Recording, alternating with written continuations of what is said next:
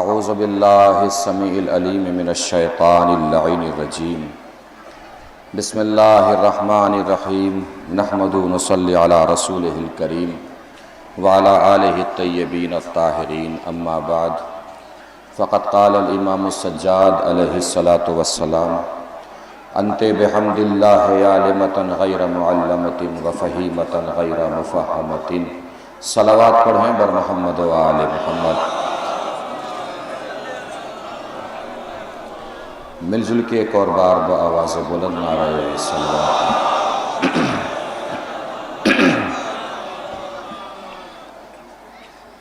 تمام عزادار، سوگوار، ماتمدار، جہاں کہیں سے بھی تشریف لائے ہیں، پروردگار سب کی عزاداری کو قبول فرمائے۔ جن افراد نے بھی جس طریقے سے بھی اس عزاداری میں شرکت فرمائی ہے، پروردگار سب کی شرکت کو قبول فرمائے، سب کی محنتوں کو قبول فرمائے، سب کی جد و جہد کو قبول فرمائے۔ یہ جتنا بڑا انتظام اور منظرنامہ آپ یہاں پر دیکھ رہے ہیں، محسوس فرما رہے ہیں، ان سب میں سب سے اہم کردار ہے جناب زینب سلام اللہ علیہا کا۔ مدینے سے کربلا تک کا سفر امام حسین کے نام ہے، اور کربلا سے لے کے کوفہ، کوفہ سے لے کے شام، اور شام سے واپس مدینے کا سفر جناب زینب کے نام ہے۔ 30 منٹ مجھے وقت دیا گیا ہے، انشاءاللہ 30 منٹ کے اندر میں اپنی بات تمام کر دوں گا۔ 25 منٹ میں جناب زینب سلام اللہ علیہا کے کردار کو پہنچانے میں، اور انشاءاللہ 4-5 منٹ مسائل۔ بس میرا ساتھ دیجیے گا، ساتھ رہیے گا۔ جناب زینب کی جو عظمت بیان کروں، ان کی جو فضیلت بیان کروں، ان کی جو بلندیاں بیان کروں، وہ اگر آپ تک پہنچتی رہیں تو مجھے بتاتے رہیے گا۔ بہت سارے القاب ہیں جناب زینب سلام اللہ علیہا کے، بس ایک جملہ سن لیجئے۔ علامہ نعمت اللہ جزائری سے کسی نے کہا کہ آپ ہر شخصیت کے سلسلے سے کچھ نہ کچھ بول لیتے ہیں، جناب زینب کے سلسلے سے بھی کچھ بولیے، بتائیے۔ انہوں نے فرمایا کہ زینب کے سلسلے سے بولنے کے لیے کم سے کم انسان کو سید سجاد ہونا پڑتا ہے، کم سے کم انسان کو سید سجاد ہونا پڑتا ہے۔ جناب زینب کے بہت سارے القاب ہیں، ان القاب میں سے ایک لقب ہے کفیلۃ السجاد۔ امام سجاد کی سرپرست کو زینب کہتے ہیں، امام سجاد کی محافظ کو زینب کہتے ہیں، امام سجاد کی حفاظت کرنے والی خاتون کو زینب کہتے ہیں۔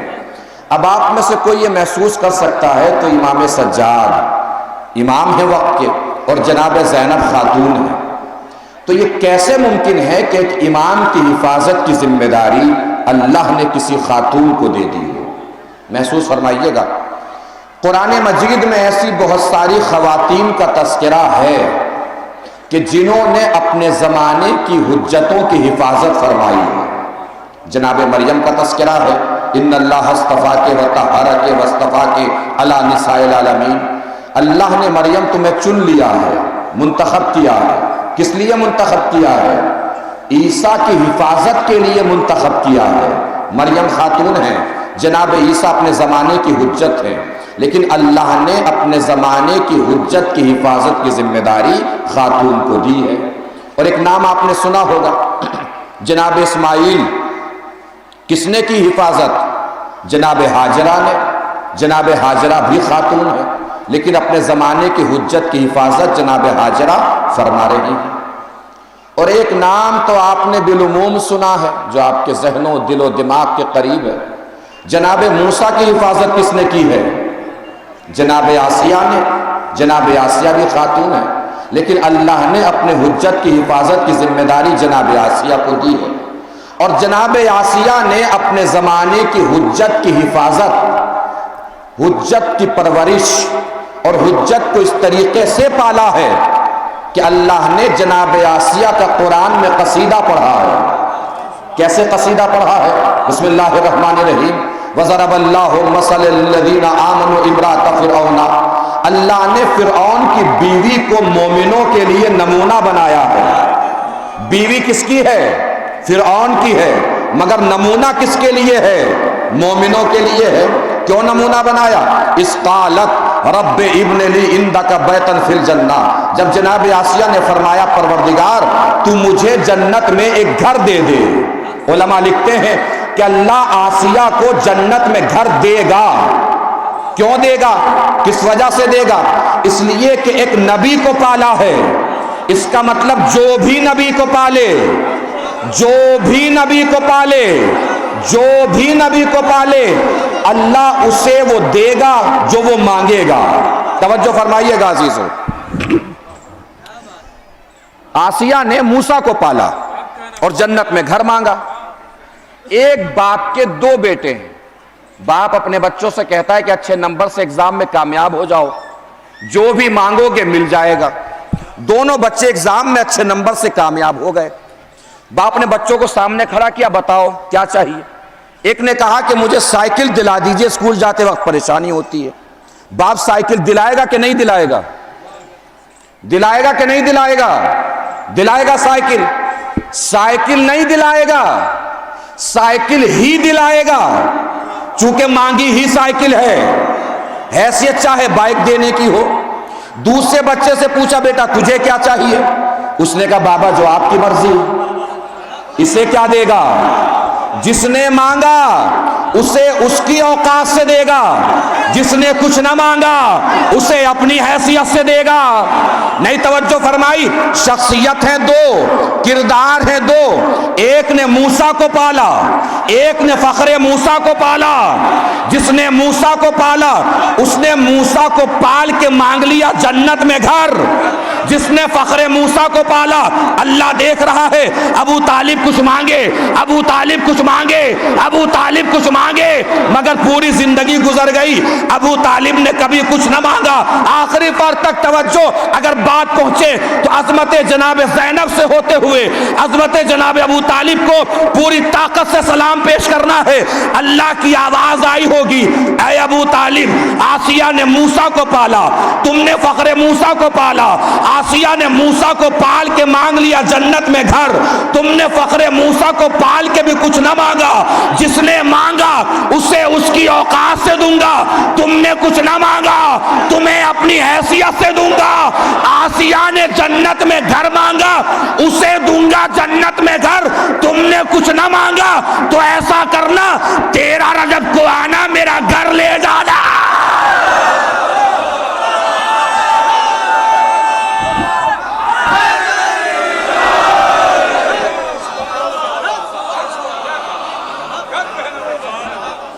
اور اب اگر محسوس فرما رہے ہو تو جملہ محسوس فرمائیے گا، جناب زینب کی عظمتوں کے نام جان رہے ہیں نا؟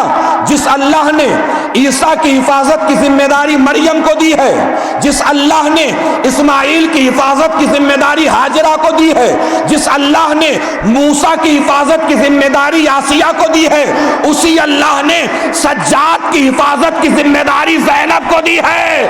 اور یاد رکھیے گا، جس زمانے میں امام سجاد ہیں اسی زمانے میں اگر آسیہ بھی ہو، مریم بھی ہو، ہاجرہ بھی ہو، تب بھی سجاد کی حفاظت کی ذمہ داری اللہ زینب ہی کو دیتا، اس لیے کہ زینب کے علاوہ کسی اور بیوی کا باپ علی نہیں ہے، ماں فاطمہ نہیں ہے۔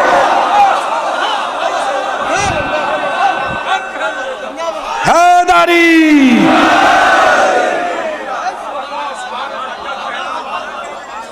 اور کیسے کی ہے حفاظت؟ کیسے فرمائی ہے حفاظت؟ پڑھیے جناب زینب کا سفر، پہنچی ہے کوفے کے دربار میں، امام سجاد کے جب قتل کا حکم دیا ہے نا ابن زیاد نے، کلیجے سے لگایا امام سجاد کو کہ مجھے قتل کرو، میرے قتل کے بعد اسے قتل کر دینا۔ بچا لیا ہے امام کو، محسوس ہی نہیں فرمایا۔ اگر امام درمیان سے ہٹ جائے نا تو نہ زمین اپنی جگہ رہے، نہ آسمان اپنی جگہ رہے، نہ چاند ستارے سورج اپنی جگہ رہے۔ یعنی جو کائنات کو بچائے اسے امام کہتے ہیں، جو امام کو بچائے اسے زینب کہتے ہیں۔ گئی ہے جب دربار کوفہ میں، محسوس فرمائیے گا، لفظ چھوڑیے، جملے چھوڑیے، سچویشن محسوس فرمائیے گا، سچویشن، کیفیت۔ جب گئی ہے دربار کوفہ میں، جا کے بیٹھ گئی، ابن زیاد کو تو دیکھا بھی نہیں، جیسے اس کی کوئی اوقات ہی نہ ہو۔ ابن زیاد نے پوچھا کون ہے یہ؟ کوئی جواب نہیں ملا۔ پھر پوچھا کون ہے؟ کوئی جواب نہیں ملا۔ تیسری مرتبہ پوچھا کون ہے؟ تو کسی نے کہا علی کی بیٹی زینب ہے۔ ابن زیاد کا اندر کا شیطان جاگا، اس نے شرارت کی۔ ابن زیاد نے کہا الحمدللہ الذی فضحکم وقتلکم۔ سنیے گا عزیزو، کیا کہا ابن زیاد نے؟ اللہ کا شکر ہے جس نے تمہیں ذلیل کیا۔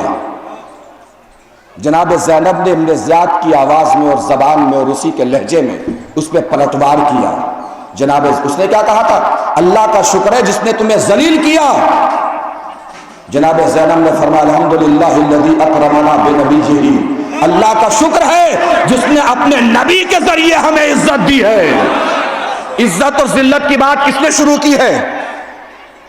کس نے شروع کی عزت اور ذلت کی بات؟ محسوس فرمائیے گا، عزت اور ذلت کی بات شروع ابن زیاد نے کی ہے۔ جناب زینب نے فرمایا شروع عزت اور ذلت کی بات تو نے کی ہے، ختم ہم کریں گے۔ اور پڑھیے خطاب جناب زینب کا۔ جناب زینب نے جو ابن زیاد کو خطاب کیا ہے نا، نہ ابن زیاد کے نام سے خطاب کیا ہے، نہ اس کے باپ کے نام سے خطاب کیا ہے، سیدھے سیدھے کا یبنا مرجانہ، او مرجانہ کے بیٹے، ماں کے نام سے خطاب کیا ہے، مرجانہ کے بیٹے۔ مرجانہ عرب کی مشہور عورت تھی، مرجانہ عرب کی مشہور عورت تھی۔ اب یہاں تو بتانے کی ضرورت نہیں ہے مشہور کون ہے، مشہور عورت کیسی ہوتی ہے، مشہور عورت کا بیٹا کیسا ہوتا ہے، کہا نا مشہور عورت تھی مرجانہ۔ جناب زینب نے فرمایا او مرجانہ کے بیٹے، یعنی جناب زینب فرما رہی تھی عزت اور ذلت کی بات کر رہا ہے، پہلے اپنے نام کے آگے سے اپنی ماں کا نام تو ہٹا کے دکھا۔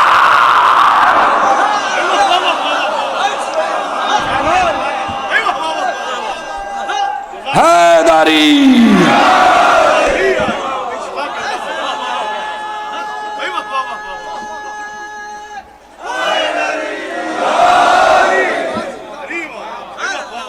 ابن زیاد نے سوچا اگر کچھ دیر اور ان سے مخاطب رہا تو ضلالت کی دستار سر پہ لپیٹ دیں گی۔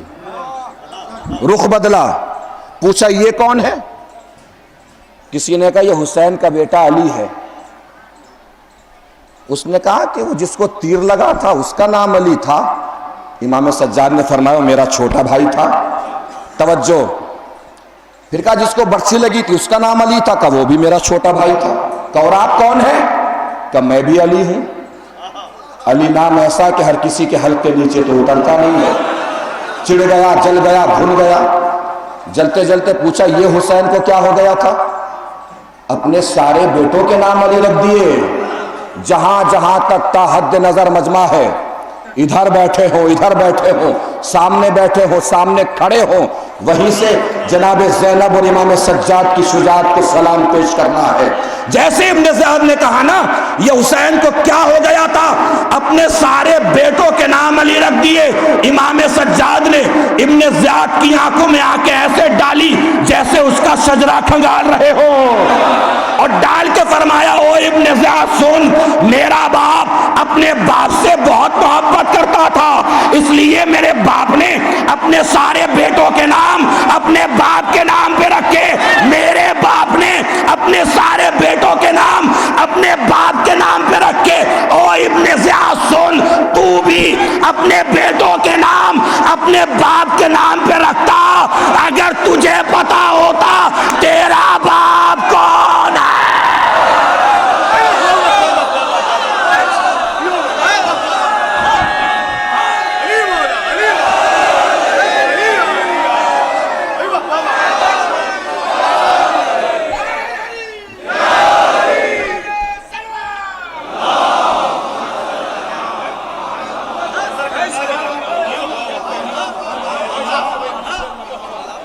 پلٹا منظرنامہ، دربار کوفہ کا سفر دربار شام میں تبدیل ہوا، جہاں سے حسین کے قتل کا فتویٰ نکلا تھا۔ زینب نے سوچا حسین کو یہیں سے زندہ کر کے لے جانا ہے۔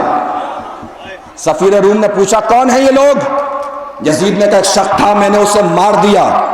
جناب زینب نے سوچا اب نہ بولی تو میرا بھیا مر جائے گا، کھڑی ہوئی، وقار حیدری کے ساتھ کھڑی ہوئی، لہجہ حیدری کا جزدان اپنی زبان پہ چڑھایا، پوچھا سفیر روم سے اس سے کیا پوچھ رہا ہے ہم کون ہیں؟ ارے مجھ سے پوچھ، میں یہ بھی بتاؤں گی ہم کون ہیں، میں یہ بھی بتاؤں گی یہ کون ہیں۔ یزید کیا بول رہا؟ ایک شخص تھا، تو نے اسے مار دیا۔ ارے میں دیکھ رہی ہوں میرے بھائی کا تذکرہ زمین سے آسمان تک ہر جگہ ہو رہا ہے، اور تیرا کوئی نام لینے والا دنیا میں موجود نہیں ہے۔ علماء لکھتے ہیں اب اگر جناب زینب کا نظریہ آپ کے نظریے سے مل جائے، جناب زینب کی فکر آپ کی فکر سے مل جائے، تو یہاں بیٹھا ہر عزادار، کھڑا ہر عزادار پوری طاقت سے میری آواز میں آواز ملا دے گا۔ جناب زینب نے کیا فرمایا؟ یزید کیا بول رہا ہے؟ ایک شخص تھا، تو نے اسے مار دیا۔ ارے میں دیکھ رہی ہوں میرے بھائی کا تذکرہ زمین سے آسمان تک ہر جگہ ہو رہا ہے، اور تیرا کوئی نام لینے والا بھی موجود نہیں ہے۔ علماء لکھتے ہیں جناب زینب کے اسی جملے کا اثر تھا کہ آج ہم کائنات میں دیکھتے ہیں اتنے لوگ یزید کے نام پہ جینے والے نہیں ہیں جتنے لوگ حسین کے نام پہ مرنے والے ہیں۔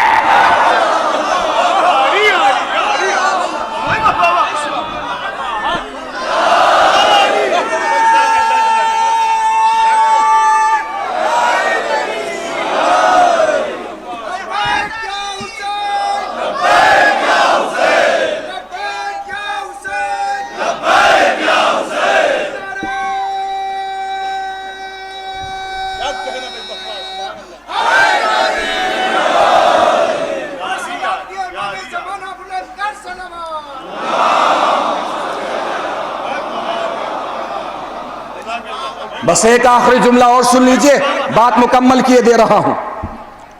کیا پوچھا تھا سفیر روم نے کون ہے؟ جناب زینب نے کیا فرمایا تھا؟ مجھ سے پوچھ، میں یہ بھی بتاؤں گی ہم کون ہیں، میں یہ بھی بتاؤں گی یہ کون ہیں۔ جناب زینب کا یہ جملہ عربی ادب میں سنگ میل کی حیثیت رکھتا ہے۔ نہ جناب زینب سے پہلے کبھی کسی نے اپنے دشمن کا ایسے تعارف کرایا ہے، نہ جناب زینب کے بعد آج تک کسی نے اپنے دشمن کا ایسے تعارف کرایا ہے۔ آخری جملہ ہے، پوری طاقت سے پڑھنے جا رہا ہوں، پوری طاقت سے سننا ہے، جس میں جتنی طاقت اور قوت ہو ساری طاقت کو سمیٹ لے گا۔ جناب زینب کی عظمتوں کو سلام کرنا ہے، جملہ کہہ کے میں چپ ہو جاؤں گا، اس کے بعد دیکھوں گا کون کتنی بلندی پر جا کر جناب زینب کی عظمتوں کو سلام پیش کرتا ہے۔ دربار کا منظر نظر میں گھوم جائے، پوری طاقت سے سلام پیش کرنا ہے۔ کیا فرمایا جناب زینب نے؟ مجھ سے پوچھ، میں یہ بھی بتاؤں گی ہم کون ہیں، میں یہ بھی بتاؤں گی یہ کون ہے۔ جناب زینب نے فرمایا نحنو من اولاد العواتق الاواہر وانہم هم الجالسون من اولاد الغوان الاواہر۔ او سفیر روم، ہم جتنے یہاں رسیوں میں بندھے ہوئے ہیں ہم ایسی ماؤں کی اولاد ہیں جن کے بدن کے لباس بھی ان کے بدن کو نہیں جانتے، اور یہ جو کرسی پہ شریف بن کے بیٹھے ہیں نا، یہ سب ایسی ماؤں کی اولاد ہے جو مائیں ان کے باپوں کے نام نہیں جانتے۔